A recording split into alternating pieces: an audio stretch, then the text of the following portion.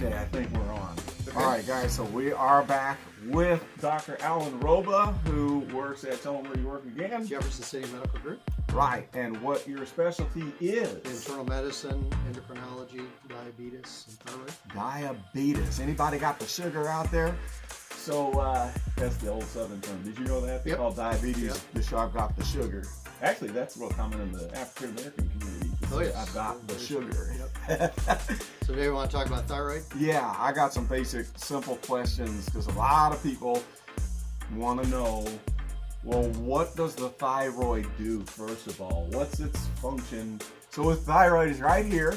It's in your throat. Is that it? The Okay, a little further base down. of the sternal notch here in your Okay. voice box. It's right there. A little Okay. U-shaped organ. Okay. So what's the basic function of the thyroid? Why is it there? Well, your thyroid basically is your engine. You know, it really is the engine for normal metabolism. So if your thyroid is not working properly, it's like your carburetor being choked in your car. Okay. You know, you don't run very well. You don't have good energy. So it's really is an energy stabilizer through the body. So it's responsible for your electricity, I guess. Yeah, we generate electricity. It allows for energy. It helps with hair growth, your GI tract, skin, nails, health, mental function in terms of people being foggy-headed and and feeling fatigued. You know, so if you mess up your thyroid, you can be a little loopy in the head, huh? Yeah, people call it brain fog, is what most people call it. Wow, that's interesting. I did not know that. So brain fog is occurring when the thyroid's not able to... Is underactive, yeah. So, I did not know so that. Your typical symptoms of hypo, which is underactive, hypothyroidism, are brain fog, forgetfulness, patients that complain of fatigue. Oh, wow. Poor restful sleep. You know, they slept all day and they're still tired, have to come home and take a nap.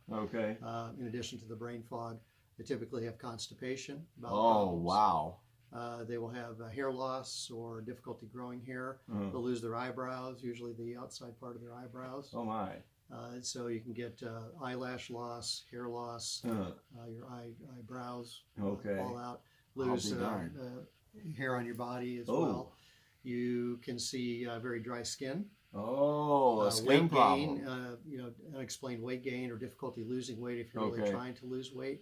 In addition to those typical. Now you said the key word was hypo, right? Hypo. That was hypo, underactive, and that's underactive. Right. Okay. Now what's the converse to that? It's hyperthyroidism. Okay. Hyper. So, there's a few causes of hyper, which is overactive thyroid. One is you can get a viral infection that cross reacts and damages the thyroid, and you can be transiently for a period of time be hyperthyroid, where you're jittery and nervous and have rapid heartbeats, insomnia, feel hot all the time and sweaty. So that condition typically resolves on its own when it's from a viral syndrome. It's called acute hyperthyroid or thyroiditis. That typically resolves on its own. The most commonly that I see, the most common form is Graves' disease, which is where you make an antibody in the body that binds to the thyroid and revs it up and stimulates it. That's called Graves' disease. I've heard about Graves' disease and watched a few videos on it, and it's a pretty nasty situation. Yep. And I want to ask something about that once we get through some more of these other questions that I have in my mind. You just said a key word, losing sleep. So when people can't sleep, that has to do with a hyperthyroid? Well, it can be hypo or hyperthyroidism. Oh, either. Yeah. So what I typically experience, or that my patients experience, is that they have signs of hyperthyroidism, even though they may be on meds for hypothyroidism. Or being treated with levothyroxine, sometimes various types of meds if they're not treated well enough. Or on enough medication. What happens is the body, mainly the adrenal glands, will typically try to compensate for a poorly functioning thyroid. You'll be releasing adrenaline, epinephrine, norepinephrine. So patients may be... Say that word again. Epinephrine. Epinephrine? Norepinephrine. Or norepinephrine. That's the adrenal glands. Yeah, the adrenal glands will tend to compensate and kick in for a poorly functioning thyroid. So if your carburetor's choked off and your thyroid's not working properly, the adrenal glands will kick in. To make up for that. Some patients are like, well, why am I so tired and I feel bad, but I'm having irregular heart rates and rapid heart rhythms. They can't sleep. Their insomnia is worse. A lot of times patients who are undertreated under thyroid can be have the insomnia, but they're anxious. They have anxiety is out of control. Wow. Plus they have palpitations. They may even have jitters and tremor, which we would normally see in someone who's hyperthyroid. Okay.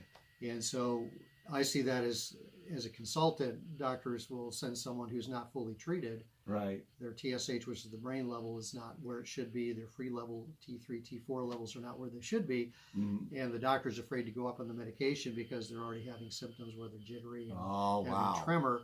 That, well, I don't want to go up on the medication because I may make those symptoms worse. Okay. When it turns out the thyroid's not being treated adequately enough. You just said some other key words that lead to the next question, which is, what is thyroxine in T3 and T4? Okay. Well, normally the brain, first off, in the pituitary gland at the base of the brain, makes TSH, thyroid stimulating hormone. Thyroid stimulating hormone. We call it TSH. And so the TSH is released from the pituitary to make the thyroid make T4 hormone. T4 hormone. So that's the first step is the T4 hormone. T4 hormone.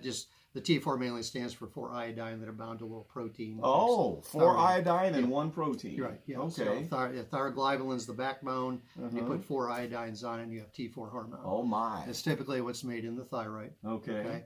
And so when the TSH level is increased, that's going to make the thyroid. It's like a pump handle. Harder. It's kind of like the old well. Like pumping a well. You're pumping that handle. Yeah. That pump handle is the TSH. And you're trying to get the water to come out. Okay. Which is T4 hormone. So the thyroid makes T4 hormone. Okay. And then once that's released from the thyroid, it's going to go through the body. Right. And then your lungs, liver, and kidney will convert that to T3. Lungs, the liver, and the kidney convert it to active T3 hormone. So T4 hormone, I kind of describe that as more of a storage form of thyroid hormone. Okay. Your body makes plenty of T4, or your thyroid makes T4 hormone. The body has to convert that to the active forms where it does something. Right. So T3 is much more active than T4 hormone. And then those, both T3 and T4 will feed back into the brain and the pituitary to keep that TSH from getting too high. Wow. So it's kind of a feedback loop. So if your thyroid's not working properly and you're trying to pump that handle, that TSH is going higher, and really I can consider that really over 4 as a range of 0.1 to 5 in our lab. So if you're really over 4, your thyroid's probably not functioning properly in your brain. Is sensing you're not making enough hormone. Right. From the pituitary or from the thyroid, so it's going to try to pump that thyroid harder to make it release more T4 hormone. Then the body's got to convert that T4 to active T3. So you can be full of T4 hormone and can't convert it is another problem that we see. So when you take levothyroxine, for a lot of patients, that was my next question. What is levothyroxine? Levothyroxine, which is Synthroid, Levoxyl is another one. Triacint is another one, which is a liquid form and capsule form. And then multiple generic forms of levothyroxine. That's basically synthetically made T4 hormone. Okay. And so you take that each day, and then your body has got to do the work of converting it into T3, which is much more active. And so, so you can have a perfectly looking T4 level, which the brain's going to sense, hey, you're making thyroid hormone or taking enough thyroid hormone, and your TSH can be normal as well. Right. But if you have problems with conversion in the body of that T4 to T3, people still feel crappy. Oh my. And so things that can inhibit that conversion of T4 to T3, especially in women, is iron deficiency. Iron deficiency. And so a lot of menstruating ladies are always behind in their iron levels. So I look at iron stores, so ferritin levels, I look at their blood counts, look at their iron in their bloodstream. If those levels are low, that inhibits that enzyme from converting that active, or that storage T4 to active T3. Low vitamin D levels, another cause. Low B1, B6, B12 vitamins. And then people that take beta blockers, which are blood pressure medications. Right. And multiple forms of hormone replacement therapy. Estrogens and birth control pills all can affect that. But mainly beta blockers are the big blood pressure medications that can block that conversion. Wow. And people that take estrogen hormones or taking birth control, things like that. They'll say, a lot of times someone may come in and just started a beta blocker, and they say, I was feeling fine until I started that beta blocker, and I'm cold all the time, and I'm not feeling well. And again, you can be, the doctor can give you levothyroxine and drive that T4 level up and get that TSH from the brain basically to zero, and just say, well, you don't need my help. The brain doesn't need to be making the thyroid work anymore, and shut that TSH down to zero. Okay. And you'll be full of T4, but if you're not converting it to the active T3, you have a big problem. Yeah, your body needs your mitochondria, which is all the energy producers in all the cells of your body, really depend on T3 hormone. Oh, mitochondria need the T3, and the mitochondria make the energy that we live on. Right, and so I see a lot of patients that will come in and say, well, I've been on levothyroxine for a decade, and I feel just as bad now as I did 20 years ago, or 10 years ago. I've gained 15, 20 pounds. I'm still in brain fog. I'm tired all the time. My hair won't grow. My nails split, won't grow. Oh my! I can't lose weight, even though I'm trying to lose weight. And then I'm anxious. I can't sleep. I'm having palpitations, irregular heartbeats, and I get tremor a lot. Right. And that's because those adrenal glands are trying to kick in and compensate because they're not making T3. Oh my! And so when someone comes in to see me, I want to know what is their T3, what is their T4, what is their TSH.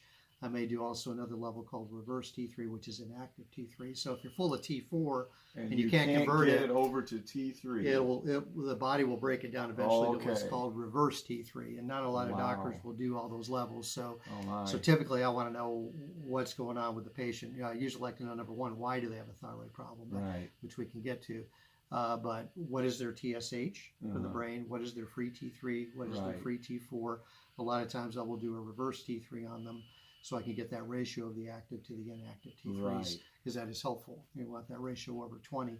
A lot of times if people have low iron levels, low vitamin D levels, their B1, their B6, their B12 levels are low, they're not absorbing meds, they're not absorbing their nutrients properly, or they're anemic. Or on certain medications that all can affect. Those are a lot of things that can mess up the process. So for me, when a patient comes in, it's an hour visit when we're sitting down going through, a lot to go through to understand, well, what have you been taking? Have you seen any improvement in terms of how you feel?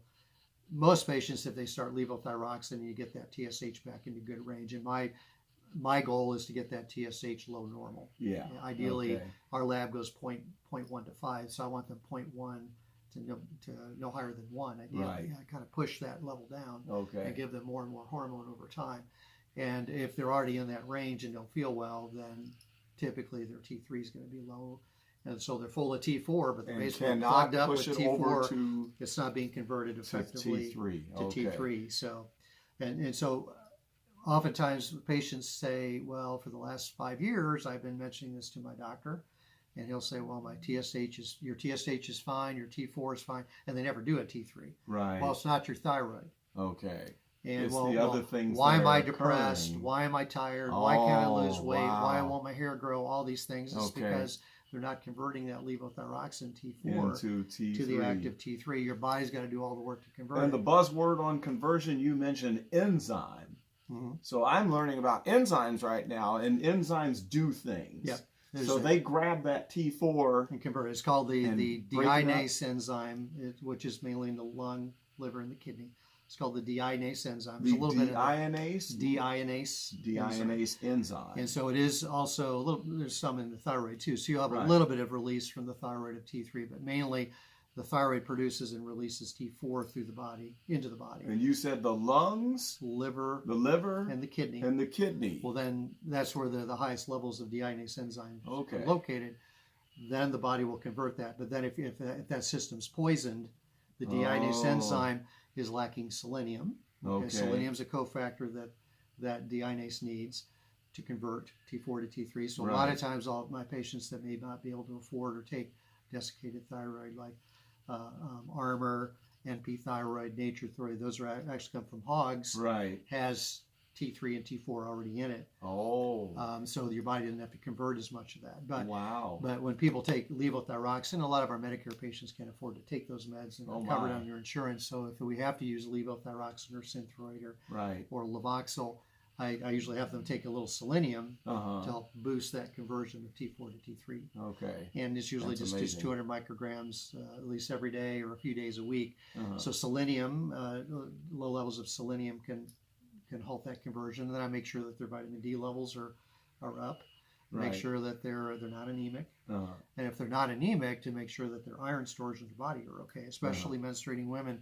Their ferritin level is what we look at, and that ferritin is just a level of iron stores. Right. To be 0 to 250. Right. And I usually like it over 75. And if it's under 75, those ladies need to be on some iron supplement. Okay.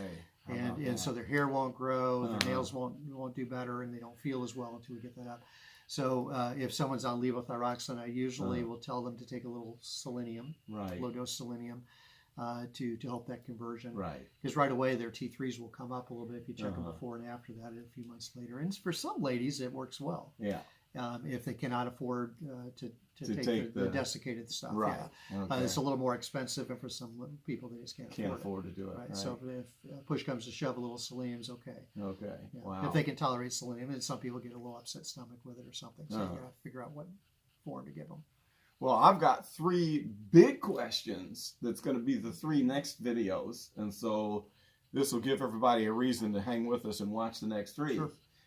And so I'll tell you what these questions are so you can start thinking about it. Okay. Because I know you can spit out the answers right now. So the first question is, how long, and let's say for a person that wants to eventually not need it, do they even have a pathway to getting off of the supplement, the drug, if they're taking levothyroxine? The next question that I have is, what is the effect of the diet on the thyroid? And can you tell me, I know sugar, people call me the sugar Nazi. I don't eat a lot of sugar, but I want to know how or why sugar in our diet affects the thyroid. And then what was my last question? My last question was going to be, what are the most important nutrients in food or supplements that go into the cake mix to make T4, as you said? Okay. So we're going to think about those 3 questions, as those are things that I hear a lot of people talking about, that they want to know, well, what can I do? Because diet-wise, you might want to prevent going down the pathway of ruining yourself, or want to improve your health, or at least level off, or help your medication work right. So that's all we got on this video. Thank you very much. That was a lot. That was a lot of info. I hope you guys are taking notes. Let me go back and listen to it again. I'm going to watch this, and I'm going to take a lot of notes, and it's probably going to generate another 20 questions on top of those 3. So stay tuned. There's going to be a lot more about the thyroid coming up from the man. This is the expert right here who knows the thyroid. We're still learning. I'm definitely still learning. It's a whole different process than what we were trained on. That's right. Yeah, that's right. It's not just taking levothyroxine. Yeah, it goes far and beyond. And just treating a TSH to a normal range. Right. Most people will just treat a TSH to get it under 5. Oh, it's normal. It's like, well, it's not normal. It's not quite it. And I usually tell my ladies that come in and see me this, they know you're not crazy, it is your thyroid. Well, maybe you're crazy for other reasons. Well, the doctors usually will typically say, well, your TSH and your T4 are fine. Here's a little medicine for your depression or for your anxiety. Wow. Oh yeah, I see that all the time. That's amazing. That's amazing. And so my motto is, you're not crazy, it is your thyroid. Okay, that's something. That could be a T-shirt. Yeah, oh yeah, we thought about that one. Yeah, we can sell a lot of T-shirts. We'll have a link to the T-shirts soon. Well, thanks a bunch. Yep. We'll do it next time. We'll be back with all of those questions. More videos to come. Thanks for watching. We'll see y'all.